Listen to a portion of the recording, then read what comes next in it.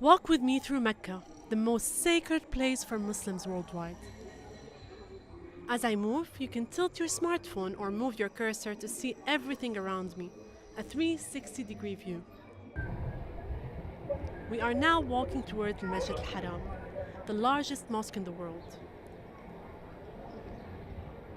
Throughout this tour, we will visit the landmarks that millions of pilgrims come to during Hajj.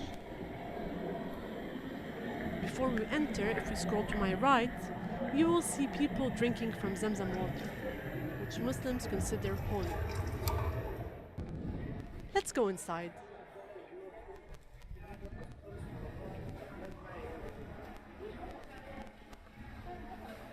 During Hajj, it's absolutely packed.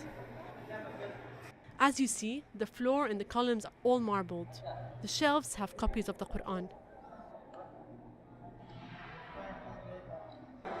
I am now facing the Kaaba, the symbolic home of God on earth.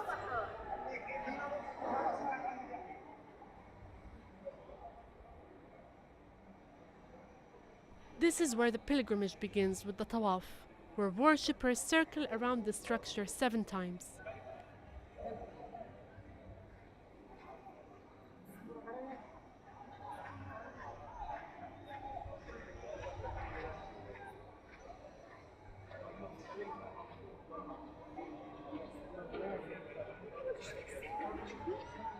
This golden monument to my left houses a rock that is said to have Prophet Abraham's footprint.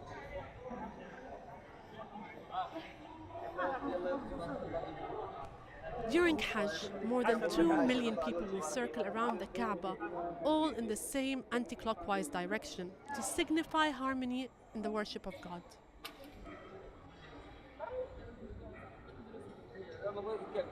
People come here from all over the world.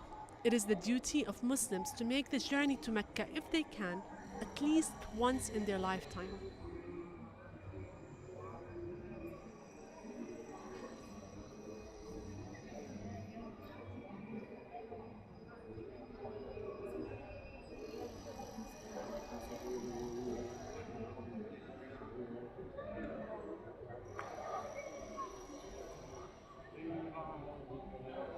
Hajj is one of the 5 pillars of Islam enshrined in the Quran.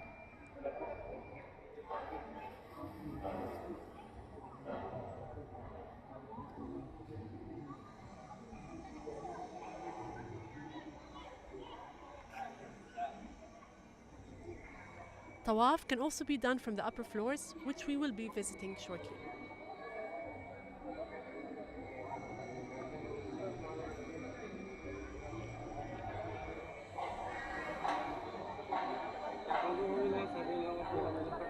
In this crowded area of Al-Kaaba is the Black Stone.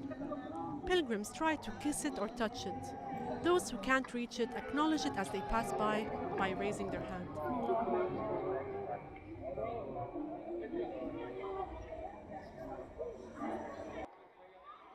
Next, I will take you to the Mas'a. This is where pilgrims go on a ritual walk between 2 hills, Safa and Marwa. They are around 300 meters apart, and the ritual is to walk from one to the other 7 times. It is believed that Abraham's wife Hajar did the same as she looked for water for her infant son Ismail.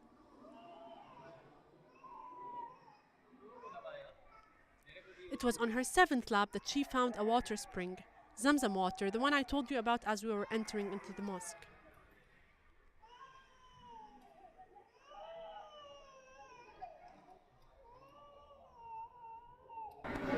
Let's go upstairs.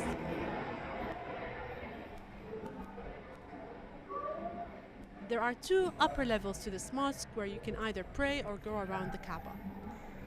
The mosque is going through a 4th major expansion project. The construction is estimated to continue until 2020. By then, the mosque will accommodate over 3 million pilgrims for the annual Hajj.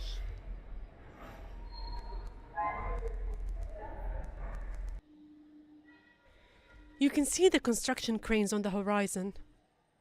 A lot of people have denounced all the development around the mosque. The hotels, the malls, and that big clock that is 35 times taller than London's Big Ben. Since 1985, about 95% of Mecca's historic buildings, many dating back to the time of Prophet Muhammad around 600 AD, have been demolished to make way for new construction. This used to be a small town in a valley. It is now almost twice the size of New York City. Almost 2 million people live here.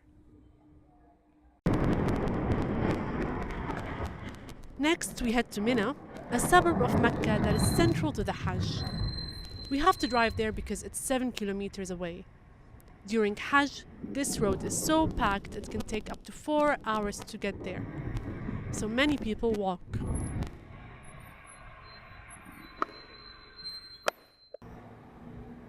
This is where pilgrims stay for 3 or 4 days.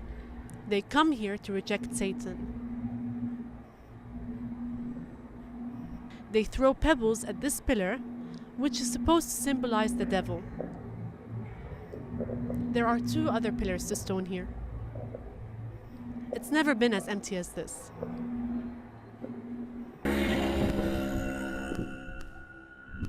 The stones that you throw have to come from here, Muzdalifah, a vast empty area that turns into an outdoor camp for millions during Hajj.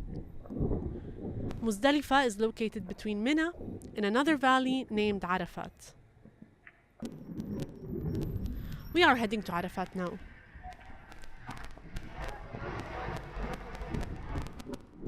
The central point of Arafat is this hill, the Mount of Mercy, about 70 meters high. Prophet Muhammad is said to have given his last key sermon here. Coming here is crucial for pilgrims. If you do not show up at Arafat on the day you're supposed to, your whole pilgrimage is invalid. Imagine that over 2 million people on tens of thousands of buses or on foot trying to make it here in one day. Some even visit the hill outside the Hajj season. Worshippers believe that prayers here are answered and sins are cleansed. After this tiresome spiritual journey, Muslims return home with the hope that their pilgrimage has been accepted and sins forgiven.